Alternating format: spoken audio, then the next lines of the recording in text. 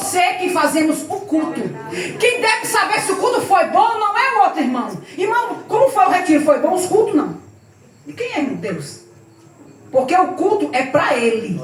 Nós estamos aqui para cultuar Ele. Quem deve dizer se o teu culto foi bom é Ele. Se tu glorificou, se tu louvou a Ele, se tu adorou a Ele, se tu rendeu a Ele graças, é aí que Ele vai saber se o teu culto foi bom, se Ele recebeu ou não recebeu. Não importa se quem pregou é a mesma pessoa de toda semana, não importa se a pregação tu não gostou, o que importa é que tu cultue e Ele receba. Aleluia, Jesus. Ela é bassúria. Porque quando Caim e Abel vão cultuar, aí a gente viu a diferença do culto. Estava lá Caim, estava Abel no culto. Mas Caim, quando ele vai levar o seu culto para o Senhor, o texto vai deixar bem claro, depois vocês vão ler, que ele não seleciona o que ia levar no culto. Ele pega e leva. Mas Abel, ele escolhe o melhor dos seus animais. Mas não é porque Caim, ele levou, foi as frutas e verduras e legumes que ele plantava, não tem nada a ver. Porque depois, Deus recebia ofertas que não eram apenas animais. Então não tem nada a ver com o tipo de oferta. É como está a tua oferta quando tu entrega. Porque na hora da oferta do culto, o Senhor está preocupado é com o ofertante. Então não importa se aqui a gente chega doente, se a gente chega cansado, se a gente chega preocupado. O que importa é que na hora que a gente chega aqui, a gente dê a Ele o que é dele. Glória a Deus, aleluia, louvor, graça. É aí que a gente está rendendo o culto para Ele. Então quem faz o culto é a gente. Não importa se o pregador não foi lá essas coisas, porque eu cultuei. Porque Romanos vai dizer que o culto ele é racional. Senhor, eu estou aqui porque um dia eu era um desmantelado. Senhor, eu estou aqui porque eu poderia hoje estar morto. Se eu tivesse continuado naquela vida, Senhor, eu estava já destruído. E aí a gente começa a glorificar. Então não precisa do pregador acender o fogo, porque a gente começa a levantar a adoração aqui. Se todo culto a gente fizesse isso, todo culto era um Pentecoste. Glória a Deus. Era massa, era massa. Porque a gente começava a lembrar, Senhor, Senhor, obrigado pelo livramento. Senhor, obrigado pela salvação. Senhor, obrigado pela cura. Oh, Senhor, obrigado pela minha casa. Obrigado pela minha vida. Obrigado, Senhor, porque eu não estou numa cama de hospital.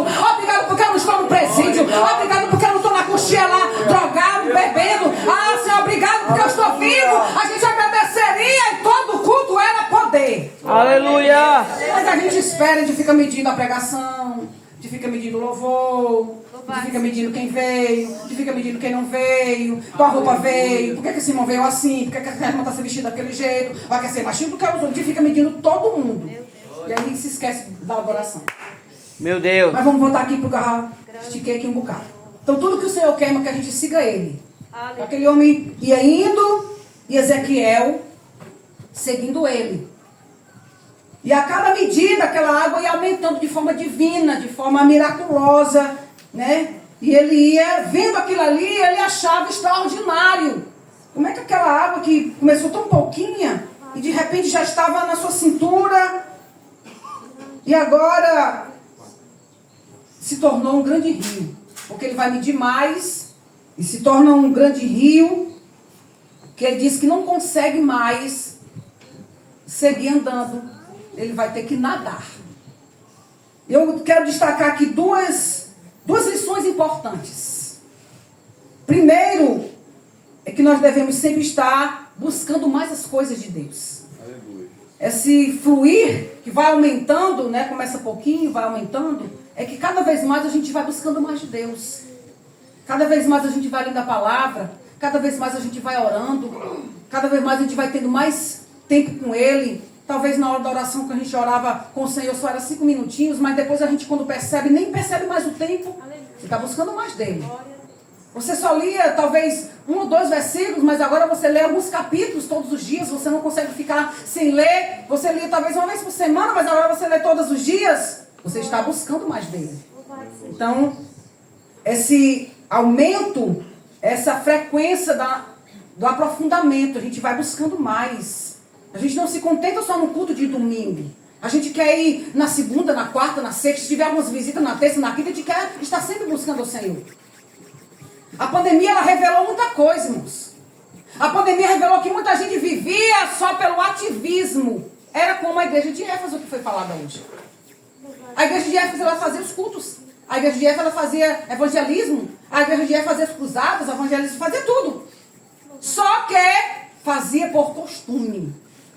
Fazia porque já sabia fazer. Já era o hábito. Então isso aqui, irmãos, não é para ser um hábito. As nossas reuniões, os nossos cultos, a nossa frequência no culto, não é para ser um hábito. Eu vou porque eu já tenho o costume de ir. Eu vou porque se eu não for, minha mãe vai reclamar. Meu pai vai achar ruim. O pastor vai ligar no outro dia. Filho, eu senti tua falta, hein? O líder vai mostrar isso. Olha o que está acontecendo. Você nunca vai ver para o culto. Então, para evitar isso, eu vou logo. Não é dessa forma. Não é só um momento social para a gente ver os nossos irmãos. Aqui é um momento de adoração. Aleluia. Então, quanto mais eu frequento e faço a minha vida devocional com Ele, de orar, de buscar, de jejumar, de me consagrar, de me separar das coisas que não prestam, então esse fluir vai aumentando. Vai aumentando. Então, se você quer ser usado na palavra, então busque em oração, em jejum, leia, faça a sua parte que Deus vai lhe usar. Aleluia. Se você quer ser usado nos dons, pois ore, busque que Deus dá. Eu acho tão lindo aquele jeito daquele irmão, daquela irmã. Eu queria ser daquele jeito. Pois então vá buscar que Deus dá. Aleluia. Foi quando bem jovem eu botei na minha cabeça isso. Eu comparava com uma cachoeira.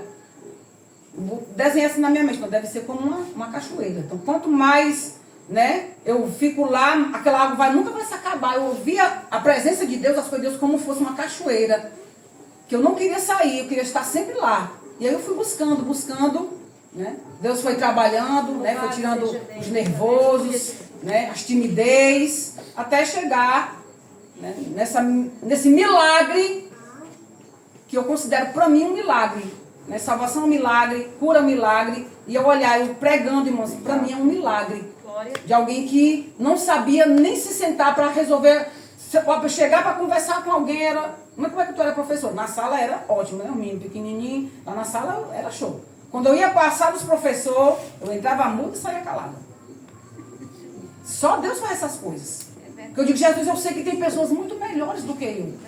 Só que quando eu vi que Ele decidiu sobre mim, irmãos, eu segurei isso com todas as minhas aleluia. Porque Ele poderia usar qualquer outro e Ele decidiu usar você. Aleluia. Então não importa se alguém diga assim, nem canta tão bem, mas Deus decidiu, segure. Porque quando Ele falou com você, quem escutou foi você. E eu sei que Deus está falando aqui para alguém. Aleluia, Jesus. Quando Deus te dá a oportunidade para pregar, você olha que vê e tem pessoas melhores. Eu sei que aqui o pastor é muito mais profundo que eu. Vocês pensam que eu não fico nervosa, eu fico demais. Só que eu sei o que foi que ele falou aqui. Eu era a última da fila. E ele decidiu me dar uma oportunidade. Me dar um nome que pessoa nenhuma na terra vai me dar. É verdade. E é isso que nós temos que valorizar. Aleluia. Então renunciar a alguns momentos e orar é pouco diante do que Ele pode fazer através da tua vida. Você passar alguns momentos em jejum é pouco diante do que Ele tem para fazer na sua vida. Ele quer estar esperando a tua ação para Ele reagir e te usar, e te capacitar, e te levantar. Glória a Deus. Mas, irmão, eu percebo que quando são usados e têm oportunidade, sofrem muito, tem pedradas, tem acusações. Eu não quero passar por isso. O que foi que Jesus passou na cruz não merecendo nada? É verdade. Aleluia, Jesus. Paulo vai dizer para Timóteo, sofre pois comigo as aflições de Cristo. Então é uma recompensa, é uma honra sofrer por Ele. Então se Deus está te usando e alguém está criticando, dê glória a Jesus, porque é Ele que está te usando. Eleva a súria. Glória a Deus. Aleluia. Porque muitas vezes eu escutei, ela quer ser amostrada demais. Olha, ela só acha que ela é que sabe fazer. Eu não tenho culpa se um dia Deus me decidiu me dar alguns talentos. E você não pode enterrar o que Ele deu. É verdade. Porque alguém quando você canta, ela se levanta e vai lá para fora. Porque na hora que você tem uma oportunidade, alguém diz assim, nem sabe falar direito. Escutei muito isso. Escutei muito. Mas eu olhava para o Senhor, eu não vou desprezar o que tu me entregou. Então Deus entregou aqui para algumas pessoas alguns talentos.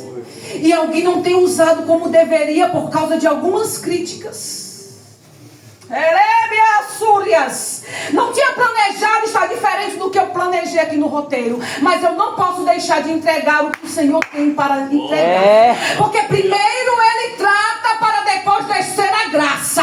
Depois vai vir outros momentos aqui em que vai ser só poder, derramamento de unção e de chamados. Mas primeiro Deus está dizendo, você precisa cumprir aquilo que o Senhor te deu há muito tempo atrás. Aleluia! Súrias. Alguns momentos que antes você tinha com Ele e que por causa de algumas coisas hoje você não tem mais. Súrias. Você queria mais. E alguém diz, não precisa disso tudo. Súrias. Ou está imitando alguém. Mas o Senhor tem algo especial com jovens aqui. Súrias, que desde criança já eram muitos anos na igreja. E Deus está com saudade de te ver daquele jeito. Súrias. Deixa o Senhor te usar. Oh, glória! Deixa Ele tratar o que foi machucado. Porque a arca lá no Antigo Testamento já foi falado também hoje. Não era para levar no carro de boi. Era para levar pelos levitas. E por quê? Era para levar no ombro. Ela machuca, ela pesa, mas tem presença. Aleluia! Súrias. Nada se compara com a presença dele quando tu entra lá no teu quarto. Quando nenhum dos teus amigos que se dizem teu amigo diz que te compreende e não te compreende. Mas na hora que tu chega lá sozinho, Súrias, aí ele chega lá, mesmo doendo, machucando, ele está lá. Então por que tu deixou ele deixar de te usar?